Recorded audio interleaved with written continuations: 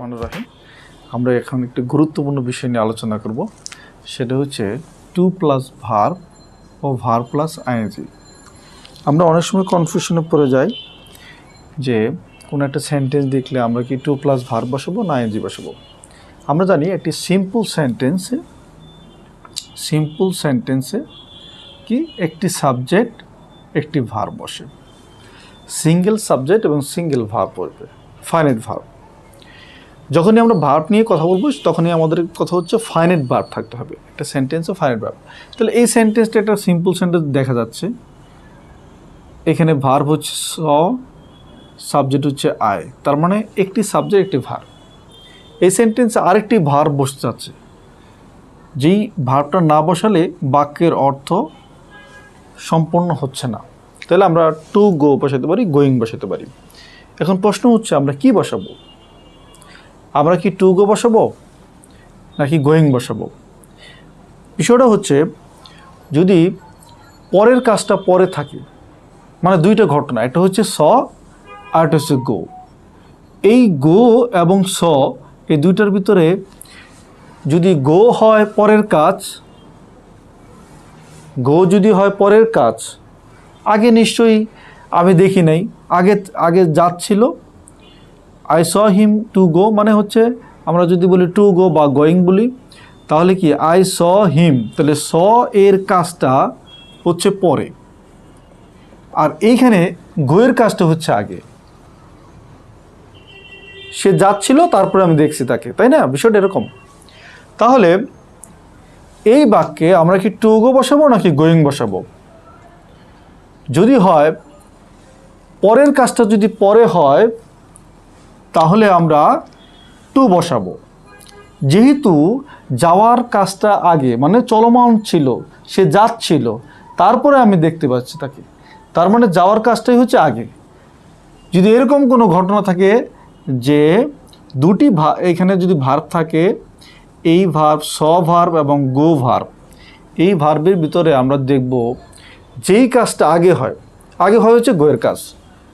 যদি আগে হওয়া ভার্বটা যদি এখানে থাকে তাহলে আমরা এর সাথে আইন যুক্ত করে দেব। আর যদি গোয়ের কাজটা পরে হইতো তাহলে আমরা টু গো বসাই দিতাম। তার মানে আমরা বুঝতে পারলাম যে যখনই আমরা টু প্লাস ভার্ব অথবা আইএনজি বসাবো, সেই ক্ষেত্রে আমরা খেয়াল রাখবো যদি আগের কাজটা পরে থাকে তাহলে আইএনজি করে দেব, আর যদি পরের কাজটা পরে থাকে তাহলে আমরা টু প্লাস ভার্ব বসাবো। তাহলে এই বাক্যে কী হবে? আই স হিম গোয়িং, আমি তাকে যাইতে দেখলাম। এর পরের বাক্যটা দেখেন, he came here to learning English. আমরা কোনটা বসাবো? টু লার্ন বসাবো নাকি লার্নিং বসাবো? নিশ্চয়ই সে আগে আসবে এবং পরে শিক্ষা গ্রহণ করবে। তার মানে পরের কাজটা হচ্ছে লার্ন। পরের কাজটা যদি পরে থাকে তাহলে সেই ক্ষেত্রে আমরা টু প্লাস ভার্ব বসাবো। আশা রাখি ক্লিয়ার হয়েছে যে হি কেম হিয়ার টু লার্ন, সে এখানে এসেছিল কেন? শিখতে। কি শিখতে? ইংরেজি শিখতে। তাহলে আমরা এখানে টু লার্ন বসালাম। পরের বাক্যটা দেখেন, হি ফোনড মি, সে আমাকে ফোন করেছিল, to visit or visiting his village. এখন আমরা কি বসাবো? নিশ্চয়ই ফোন করার কাজটা হচ্ছে আগে, তারপরে না সে ভিজিট করবে, তাই না? তাহলে পরের কাজটা হচ্ছে পরে, সুতরাং টু ভিজিট হবে উত্তর।